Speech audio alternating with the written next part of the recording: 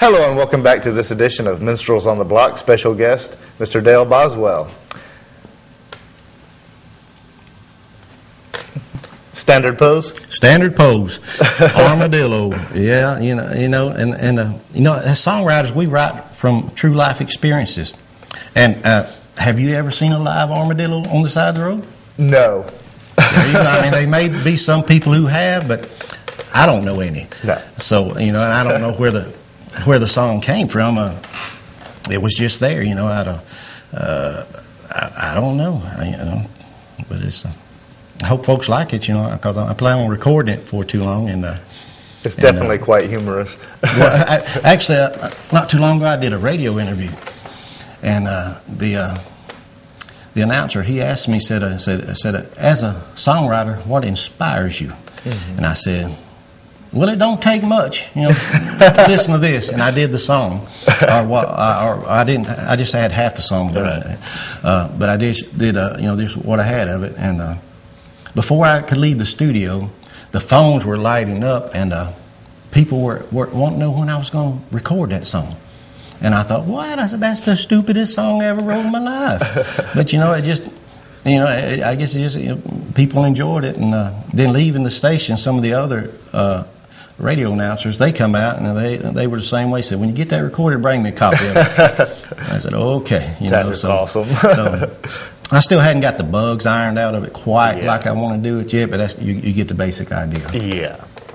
Now, we've gone from A Soldier Prayer, or My Soldier Prayer, to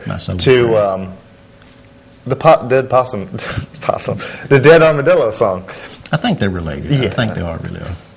Or they call it armadillo a possum on a half shell. There you go. Exactly. That's where it comes. Yeah. Now, obviously, you're a very prolific songwriter, able to go from one subject to another. So tell me about some of your influences. I guess my major influence, would be Merle Haggard.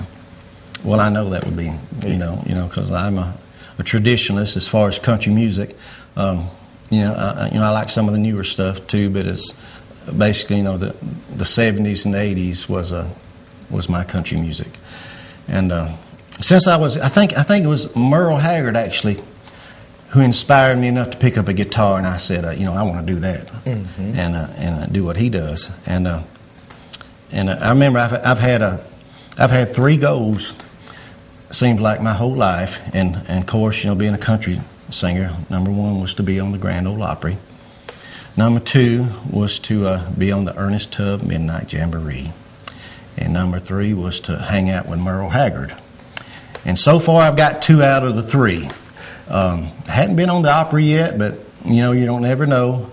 Not long ago, my wife and I, we had the opportunity to hang out with Merle Haggard for a weekend. Mm-hmm. And that was just awesome. Merle, he's on up in age, but he's still an awesome singer and a songwriter. And I could tell you some stories. As far as songwriting, now you like this. Merle he got through with this sound check mm-hmm. on stage. So he was walking off, and I said, Merle, I got a request, a song I would like to hear tonight. He said, what is it? I said, it's a song called What Have You Got Planned Tonight, Diana?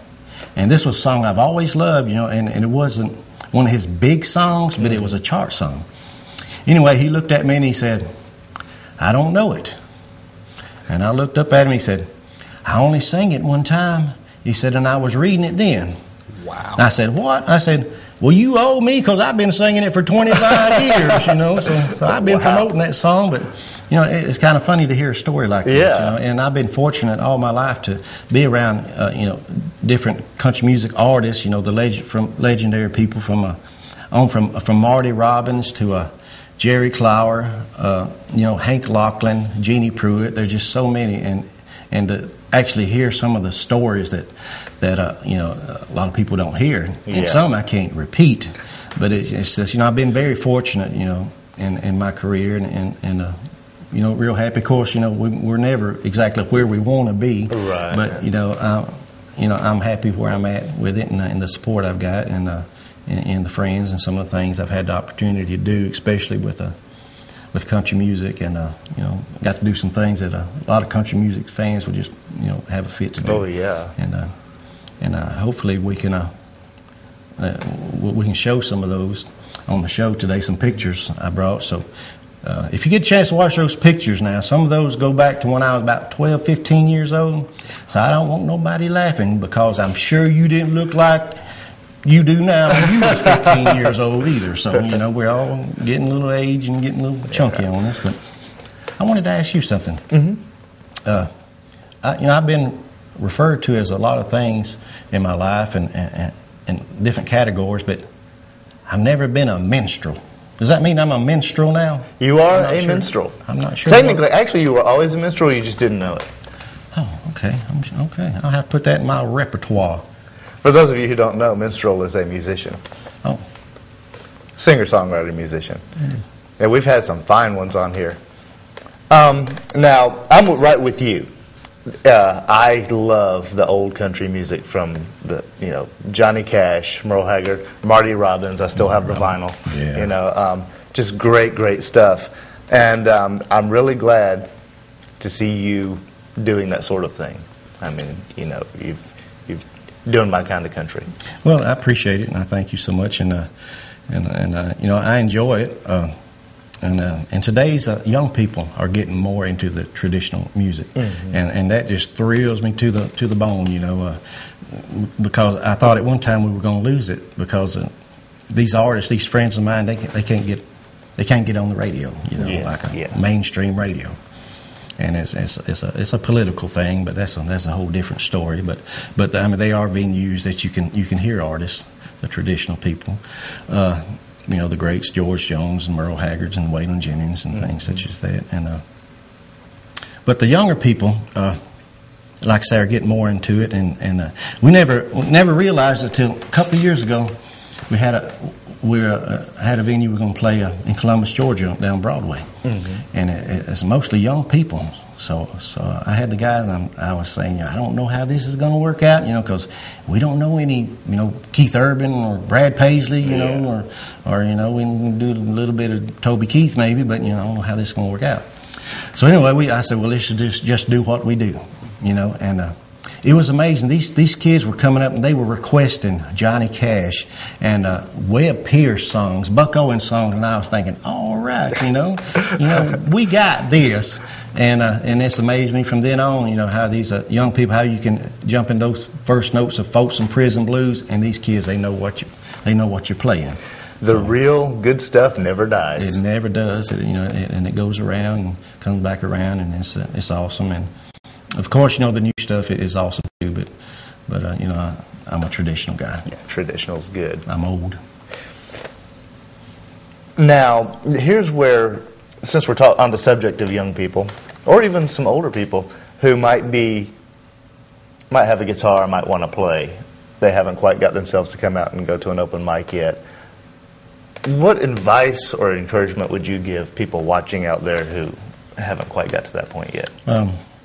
You know, I watch this show quite often, and you should too. But anyway, I've seen a lot of venues that seem like there are room for people who just do a solo act guitar thing and do some songwriting. And I did a lot of that when I was a kid, when I first started. As far as playing guitar, I do the solo thing. Of course, I was doing the John Denver, James Taylor type songs, you know, anything you do on a guitar. But the main thing is, you know, if that's what you want to do, you just need to stick to it as far as the solo thing. But if you're going to go into the band, you know, reach out a little further into the professional end of it. And I tell this to all the kids, you know, bands that's coming up, and they ask me. And it don't matter how much original music you're going to play. If you're going to play a nightclub, a dance atmosphere, you better know Sweet Home Alabama and Wonderful Tonight. Free Bird! Free Bird, if you can do that one, that'd be awesome too. But you've got to give the people what they want. Yeah. And they are venues where they come out just to hear original stuff. So you know, that's okay. And then there you give them what they want to hear. You know. Yeah. But like I say, if you want to go to to the nightclub side of it, and the concerts. If you do concerts, you can do some original stuff too, because people are just out listening. So, I prefer the concerts to the nightclubs to some degree, just because we can do our original stuff, and we've had the opportunity through the years to open for several artists like Charlie Daniels, Travis Tritt, Marty Stewart, and the Kentucky Headhunters, and Percy Sledge, and even one time with John Snyder, Bo Duke. Nice. Yeah, and he had some great songs back in his day. Yeah. Of course, he's known as Bo Duke off the Dukes of Hazzard show, but he's a very nice guy. But yeah, kids should just do the same thing I did and that you did. Just keep at it. Keep at it. And do your own thing. That's what you want to do. Also, what would you like to see happen in the local music scene? And in the national music scene? In the national scene? Both. Yeah. Well, like I said earlier, the economy has stopped a lot of it, but if we could get more venues where artists can showcase their talent, would be great. And we've got quite a few now as far as the solo songwriting type part of it, but as far as the nightclub part, like my band does, there's not many venues anymore, and a lot of stuff we've been doing the last couple of years has been out of town. Yeah. Which I love Phoenix City and love Columbus, and of course we still play in Phoenix City and Columbus, when we get a chance. But and of course I would like to see more venues open up, but I don't know how that's, the economy's got to change for that to happen. But there's a lot of things going on, festivals and such as that, like like the Hog Bottom they do every year, and we're fortunate to get to do that, and I have done it the last couple of years, and several celebrations downtown in Columbus, and there's a lot of opportunities for singers and songwriters. Some of them you may not get paid for. Yeah. But that's not that's not important. Exposure right now. Goes a long way. Yeah, exposure means a whole lot. So just stick with it. And here's the part of the show where you plug stuff. Will I plug stuff? You talk about whatever you want to. Okay. This is Brian Mallard. He's a great singer and songwriter, and he hosts a great show. And y'all need to watch this, like I said, more often. You can record it too. Watch it later. But you can go to my website. It's www.mysoldierprayer.com is one of them, and also we got strokingdixie.net, which is basically me and my band. And it's not like we got two separate careers, but kind of, kind of like that, because there's some things I do market wise that I can't do with the band. Right.